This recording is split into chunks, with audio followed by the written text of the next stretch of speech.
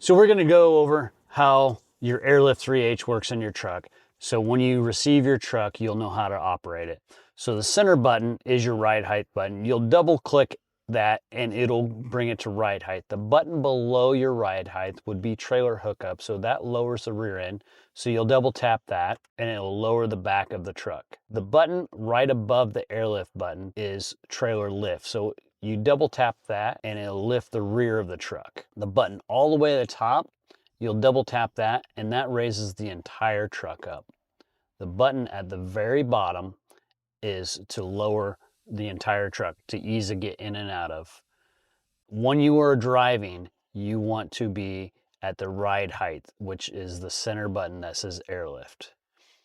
The other thing, there are buttons on the side of this system here that controls each individual bag correlated with your side. This one right here would be for your right side front bag. The bottom one would be right rear. The top left would be your left front bag, and the bottom one would be your rear left bag. So ride height, double tap the center, and that's how you use the Airlift system. There is two buttons right here.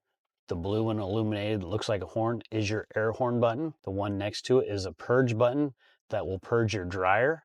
You push that. Do that after your compressor shuts off. Try to do that daily to get the moisture out. Any other questions, I will include some YouTube information so you can see how the whole system is and how you can connect to your Bluetooth on your phone and the app. If you want to reach out to us direct, either shoot us an email or call us at the 1-800 number and one of us will get with you and help you with your problem.